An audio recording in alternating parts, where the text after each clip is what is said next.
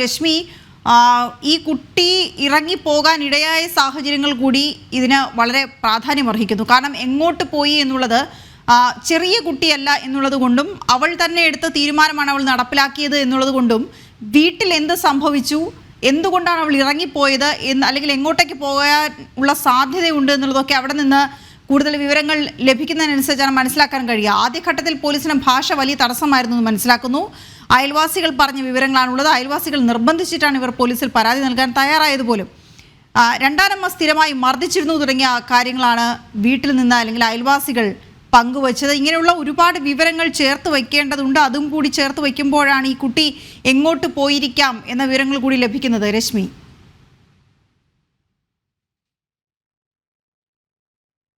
വീണ, ഞാൻ ഇപ്പോഴുള്ളത് ആ വീടിന് മുന്നിലാണ്, വീടിന് സമീപത്താണ് ഞാൻ ഇപ്പോഴുള്ളത്. പലതരത്തിൽ അയൽവാസികൾ പ്രതികരിക്കുന്നുണ്ട്. ഇത് എന്താണ് വാസ്തവം എന്നുള്ളത് നമ്മൾ തീർച്ചയായും അത് കണ്ടെത്തേണ്ടിയിരിക്കുന്നു. ഈ അയൽവാസി പറയുന്ന ഒരു കാര്യം, ഇവർ വളരെ കുറച്ച് സമയമേ ആയിട്ടുള്ളൂ ഇവിടെ താമസമാക്കിയിട്ട്.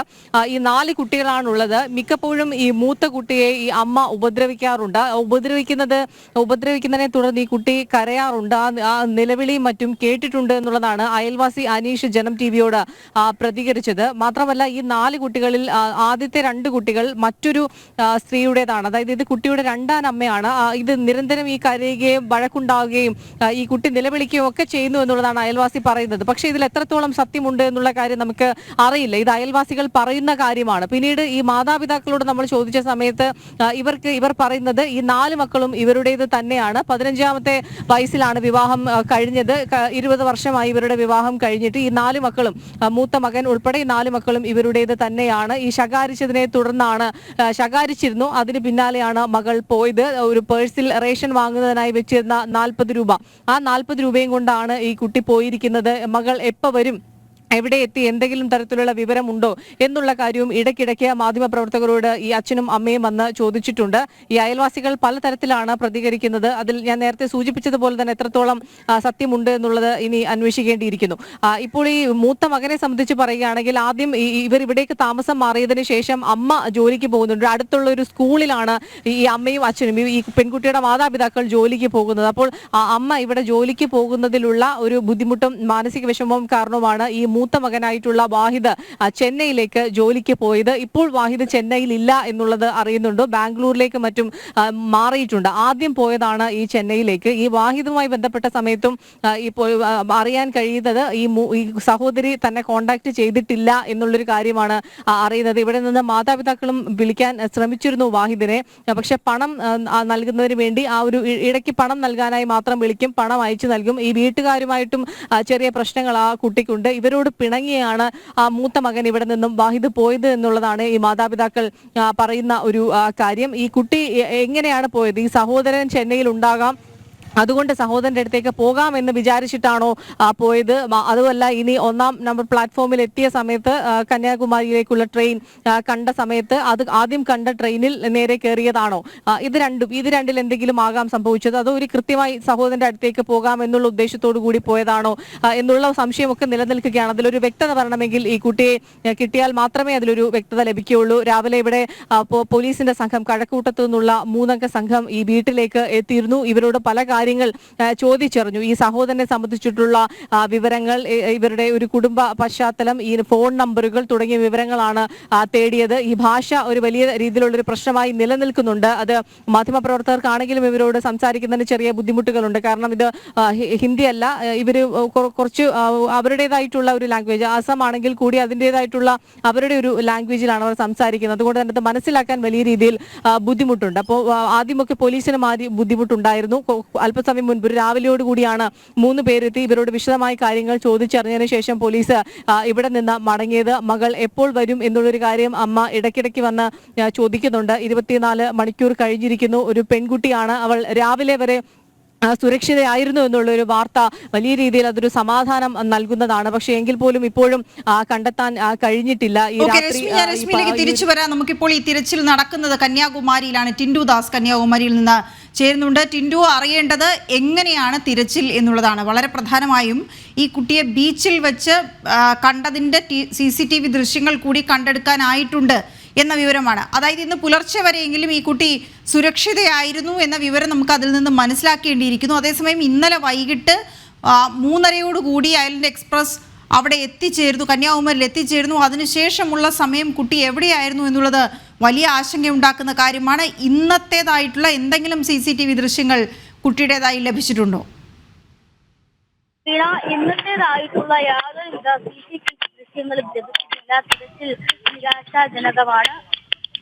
3 തവണയാണ് ബീച്ചിലും അതോടൊപ്പം തന്നെ സൺസെറ്റ് പോയിന്റിലും അതോടൊപ്പം ഈ ഉൾനാടൻ മേഖലകളിലൊക്കെ ടിൻഡുവിലേക്ക് വരാൻ. ടിൻഡു കന്യാകുമാരിയിൽ ആണ് എത്തിയിരിക്കുന്നത്. രാവിലെ പോലീസ് സംഘം ഇവിടുന്ന് തിരിച്ചപ്പോൾ തന്നെ ടിൻഡു ദാസ് ഞങ്ങളുടെ ടീം അങ്ങോട്ടേക്ക് പോയിട്ടുണ്ടായിരുന്നു. കന്യാകുമാരിയിൽ നിന്നുള്ള തത്സമയ വിവരങ്ങളാണ്. കന്യാകുമാരിയിൽ പല സംഘങ്ങളായി തിരിഞ്ഞ്, പല സംഘങ്ങളെന്ന് പറയുമ്പോൾ പോലും ആ സംഘത്തിൽ എത്ര പേരുണ്ട് എന്നുള്ളത് വളരെ ആശങ്ക ഉണർത്തുന്ന കാര്യമാണ്. കാരണം ഒരു സംഘം മാത്രമാണ്, ഒരു പോലീസ് സ്റ്റേഷനിലുള്ള സംഘം മാത്രമാണ് ആദ്യം കന്യാകുമാരിയിലേക്ക് പോയത്. അവിടെ തമിഴ്നാട് പോലീസിൻ്റെ സഹായം ആവശ്യപ്പെട്ടു എങ്കിൽ പോലും അവർ ഇതിനെ എത്രത്തോളം ഗൗരവത്തോടെ എടുത്തിരിക്കുന്നു എന്നുള്ളത് വ്യക്തമല്ല. ഇവിടെ നിന്ന് മാധ്യമ സംഘം ഈ പോലീസ് സംഘത്തിനൊപ്പം അവിടെ ഉണ്ടായിരുന്നു, എത്തിച്ചേർന്നിട്ടുണ്ട്. അവരോട് പോലും എന്തുകൊണ്ട് ഇത്രയും വലിയ സന്നാഹങ്ങൾ എന്ന സംശയം തമിഴ്നാട് പോലീസ് ഉന്നയിച്ചു എന്നാണ് നേരിട്ട് മനസ്സിലാക്കാൻ കഴിഞ്ഞ ചില കാര്യങ്ങൾ. അതേസമയം കന്യാകുമാരിയിൽ കൂടുതൽ വിവരങ്ങൾ അന്വേഷിക്കേണ്ടതുണ്ട്. കന്യാകുമാരിയിൽ പല മേഖലകളിലേക്ക് തിരിയേണ്ടതുണ്ട്.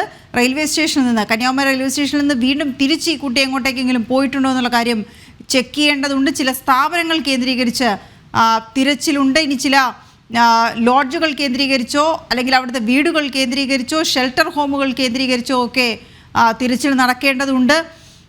അങ്ങനെ നോക്കുമ്പോൾ കേരളത്തിൽ നിന്ന് കൂടുതൽ സംഘങ്ങൾ അങ്ങോട്ടേക്ക് എത്തേണ്ടതുമുണ്ട്. ഏതായാലും ടിൻഡുവിലേക്ക് വരാം, പെട്ടെന്ന് തന്നെ ടിൻഡുവിലേക്ക് വരാൻ കഴിയും എന്ന് പ്രതീക്ഷിക്കുന്നു. രശ്മി തുടരുന്നുണ്ട്. രശ്മി, ഈ കുട്ടിയുടെ സഹോദരൻ ചെന്നൈയിലുണ്ട്. ഒരുപക്ഷെ കന്യാകുമാരിയിലേക്ക് കുട്ടി പോകുമ്പോൾ കന്യാകുമാരി, ചെന്നൈ രണ്ടും തമിഴ്നാട്ടിലാണ് എന്നുള്ളൊരു അറിവ് മാത്രമായിരിക്കും ഒരുപക്ഷെ ഈ കുട്ടിക്ക് ഉണ്ടായിരുന്നത്. ഒന്ന് തെക്കോട്ടേക്കുള്ള ട്രെയിൻ ആയിരുന്നു എന്നുള്ള ധാരണ ഉണ്ടായിരുന്നിരിക്കില്ല. പക്ഷേ അവൾ കൂടുതൽ വിവരങ്ങൾ ശേഖരിച്ചിരിക്കാം. 13 വയസ്സുള്ള കുട്ടിയാണ്.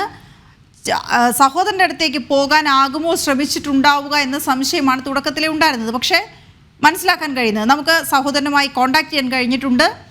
ഈ കുട്ടി അവിടെ സഹോദരൻ്റെ കൂടെ എത്തിയിട്ടില്ല എന്ന് മനസ്സിലാകുന്നു. എന്ന് മാത്രമല്ല, ചെന്നൈയിലല്ല ബംഗളൂരുവിലാണ് താൻ ജോലി നേടിയത്. ഇപ്പോൾ ബംഗളൂരുവിലാണ് ഉള്ളത് എന്ന വിവരമാണ് ലഭിക്കുന്നത്. അങ്ങനെ നോക്കുമ്പോൾ ഈ കുട്ടി അത് അറിഞ്ഞിട്ടുണ്ടോ? ഈ സഹോദരൻ ബംഗളൂരുവിലാണ് എന്നുള്ള കാര്യം കുട്ടിക്ക് അറിയാമായിരുന്നോ?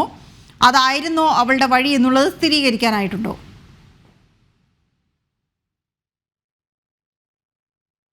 ഈ മാതാപിതാക്കളിൽ നിന്നുള്ള വിവരങ്ങൾ മാത്രമാണ് നമുക്കിപ്പോൾ ലഭിക്കുന്നത്. അവർ പറയുന്ന ഒരു കാര്യം, നേരത്തെ തന്നെ തുടക്കത്തിൽ തന്നെ ഈ നമ്പർ ഈ മാതാപിതാക്കളോട് നമ്മൾ തേടിയിരുന്നു. വാഹിദിന്റെ നമ്പർ തരൂ, നമ്മൾ തന്നെ ചോദിക്കാം, അല്ലെങ്കിൽ നിങ്ങൾ ബന്ധപ്പെട്ട് അവിടെ എത്തിയിട്ടുണ്ടോ എന്ന് ചോദിക്കുമ്പോൾ അവരെ വിളിക്കേണ്ട കാര്യമില്ല എന്നുള്ളതായിരുന്നു അമ്മയുടെ ഭാഗത്തു നിന്നുള്ള മറുപടി. അവനെ ഇപ്പോൾ തൽക്കാലം വിളിക്കേണ്ടതില്ല, അവൻ ഈ വിവരങ്ങൾ അറിഞ്ഞു കഴിഞ്ഞാൽ കൂടുതൽ വിഷമിക്കും, അതുകൊണ്ട് ഇപ്പോൾ നിലവിൽ ഫോണിൽ ബന്ധപ്പെടേണ്ടതില്ല എന്നുള്ളതായിരുന്നു ഈ ഒരു മാതാപിതാക്കളുടെ ഭാഗത്തു നിന്നുണ്ടായ ഒരു മറുപടി. പിന്നീടാണ് വീണ്ടും ഈ വാഹിദിനെ ബന്ധപ്പെടാൻ ശ്രമിച്ചത്. അയാൾ പറയുന്നത് ആദ്യം ജോലി തേടി പോയത് ഈ ചെന്നൈയിലേക്കാണ്, പക്ഷേ പിന്നീട് ചെന്നൈയിൽ നിന്നും ബാംഗ്ലൂരുവിലേക്ക് ജോലി മാറുകയായിരുന്നു. നിലവിൽ ഇതുവരെയും കുട്ടി യാതൊരു തരത്തിലും വാഹിദിനെ വിളിക്കുകയോ സംസാരിക്കുകയോ ഒന്നും തന്നെ ചെയ്തിട്ടില്ല എന്നുള്ളതാണ് ഈ സഹോദരൻ പറയുന്നൊരു കാര്യം. അയാൾ ആദ്യം പോയ സ്ഥലമാണ്, ആദ്യം ജോലിക്ക് പോയ സ്ഥലമാണ് ചെന്നൈ എന്നുള്ളത്. ഒരുപക്ഷെ അവിടെ സഹോദരൻ ഉണ്ടാകാം എന്നുള്ള ഒരു പ്രതീക്ഷയിലാകാം കുട്ടി അവിടേക്ക് പോയത് എന്നുള്ളത് ഒരു കാര്യം. മറ്റൊരു കാര്യം എന്ന് പറയുന്നത്, കൃത്യമായൊരു വ്യക്തതയൊന്നുമില്ലാതെ കയ്യിൽ കിട്ടിയ, അതായത് അമ്മ ശകാരിച്ചതിന്റെ ആ ഒരു വിഷമത്തിൽ കയ്യിൽ എന്താണോ കിട്ടിയത് ആ ഒരു ബാഗ് എടുത്തു. അമ്മയുടെ കയ്യിൽ ഉണ്ടായിരുന്ന ഒരു പേഴ്സിൽ 40 രൂപ ഉണ്ടായിരുന്നു എന്ന് പറയുന്നു. അതും എടുത്തുകൊണ്ടാണ് ഇവിടെ നിന്നും പോകുന്നത്. ഇവിടെ കഴക്കൂട്ടത്ത് നിന്നും തമ്പാനൂരിലേക്കുള്ള ബസ്സിൽ കയറുന്നു. ബസ്സിൽ കയറിയതിന് ശേഷം പിന്നീട് അവിടെ നിന്നാണ് ഇത്തരത്തിൽ കന്യാകുമാരിയിലേക്ക് പോകുന്നത്. അപ്പോൾ 1-ാം നമ്പർ പ്ലാറ്റ്ഫോമിലെത്തി അവിടെ ആദ്യം കണ്ട ട്രെയിൻ, ആ സമയത്ത് ഉണ്ടായിരുന്ന ബംഗളൂരു കന്യാകുമാരി ട്രെയിനിൽ കയറി പോയതാകാം, ആദ്യം കണ്ട ട്രെയിനിൽ കയറി പോയതാകാം എന്നുള്ളതാണ്. ഇനി ടിക്കറ്റ് എടുക്കാതെ കുട്ടി അതിനകത്തിരുന്നെങ്കിൽ പോലും അതൊരു പക്ഷേ ഏതെങ്കിലും തരത്തിൽ അതും ആരെങ്കിലും ശ്രദ്ധിച്ചിരുന്നെങ്കിൽ അതൊരു സഹായകരമായേനെ. ഏതായാലും ഇപ്പോൾ കന്യാകുമാരിയിൽ കുട്ടി ഉണ്ട് എന്ന് പറയുന്നു, പക്ഷേ എവിടെയാണ് എന്നുള്ളൊരു കാര്യത്തിൽ ഒരു വ്യക്തതയുമില്ല. രാവിലെ ഇവരെ അതായത് 5:30 ഈ കുട്ടിയെ കണ്ടു എന്നുള്ളൊരു ഓട്ടോറിക്ഷക്കാരൻ പറയുന്നത് ഒരു നേരിയ ആശ്വാസം നൽകിയ ഒരു കാര്യമാണ്. കാരണം ഈ രാത്രിയോളം ഈ കുട്ടി സഞ്ചരിച്ചവൾ സുരക്ഷിതയാണ്, പെൺകുട്ടിയാണ്, 13 വയസ്സാണ്, അവൾ അത്ര സമയം സുരക്ഷിതയായി ഇരിക്കുന്നു എന്നുള്ളത് എല്ലാവർക്കും വളരെ ആശ്വാസം നൽകുന്ന ഒരു കാര്യമാണ്. കാരണം ഈ കുട്ടിയുടെ കാണാതായി എന്നുള്ളൊരു വിവരം അറിഞ്ഞത് മുതൽ തന്നെ വലിയ രീതിയിലൊരു ഞെട്ടലിലാണ് മലയാളികൾ. കാരണം ഇപ്പോഴത്തെ ഒരു സാഹചര്യം എന്താണെന്നുള്ളത് നമുക്ക് അറിയാം. എവിടെ ഇറങ്ങിയാലും അവിടെ ഒന്നും തന്നെ അതും നല്ല പ്രായവും പക്വതയുമുള്ള ഒരു സ്ത്രീക്ക് പോലും കേരളത്തിൽ യാതൊരു തരത്തിലുള്ള സുരക്ഷിതത്വം ഇല്ലാത്തൊരു സാഹചര്യത്തിൽ കൂടിയാണ് നമ്മൾ കടന്നു പോകുന്നത്. എവിടെയായാലും അത് പകൽ പോലും ഒരു സുരക്ഷിതത്വം ഇല്ലാത്തൊരു സംഭവങ്ങൾ പലയിടങ്ങളിലും റിപ്പോർട്ട് ചെയ്യുന്നുണ്ട്. ആ ഒരു സാഹചര്യത്തിൽ ഈ 13 വയസ്സുള്ള കുട്ടി അവൾ തനിച്ച് ഇറങ്ങിപ്പോകുന്നു. അപ്പോൾ രാത്രിയിൽ എന്ത് സംഭവിക്കാം എന്നുള്ളൊരു വലിയ രീതിയിലുള്ള ഒരു ആശങ്ക എല്ലാവരുടെയും മനസ്സിൽ ഉണ്ടായിരുന്നു. രാവിലെ 5:30 അവളെക്കുറിച്ചുള്ള ആ ഒരു വിവരം ലഭിച്ചത് അത്ര സമയം സുരക്ഷിതയായിരുന്നു എന്നുള്ളത് വലിയ രീതിയിൽ ഒരു ആശ്വാസം നൽകുന്ന ഒരു കാര്യമാണ്. അവരുടെ വീട്ടുകാർക്കും അല്പസമയം മുൻപ് തന്നെ അമ്മ നമ്മളോട് വന്ന് ചോദിച്ചത് എന്തെങ്കിലും തരത്തിൽ വിവരം കിട്ടിയോ, പോലീസ് ഉടനെ മകളുമായി വീട്ടിലേക്ക് വരുമോ എന്നുള്ളൊരു കാര്യമാണ് മാതാപിതാക്കൾ ചോദിച്ചൊരു കാര്യം. ഏതായാലും വളരെ പെട്ടെന്ന് കണ്ടെത്താനാകുമെന്നുള്ളൊരു പ്രതീക്ഷയിലാണ് ഈ കുടുംബം ഇരിക്കുന്നത്.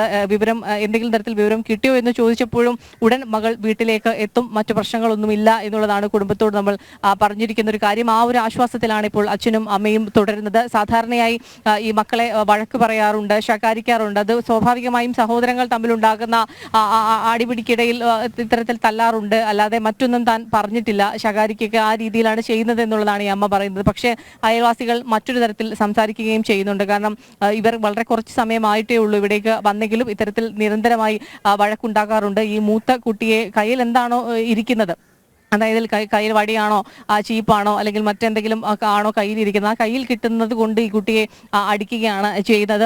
അതിനെ തുടർന്ന് അവൾ പല തവണയും നിലവിളിക്കുന്ന ഒരു സാഹചര്യമൊക്കെ ഉണ്ടായിട്ടുണ്ട്. പക്ഷെ അതിനുശേഷം പിന്നീട് ഇവർ വളരെ സ്നേഹത്തോടു കൂടി ഇരുന്ന് സംസാരിക്കുന്നത് കണ്ടിട്ടുണ്ട് എന്നുള്ളതും അയൽവാസി പറയുന്നു. മറ്റൊരു അയൽവാസി പറയുന്നു ഈ 4 മക്കളിൽ 2 മക്കൾ മറ്റൊരാളുടേതാണ്.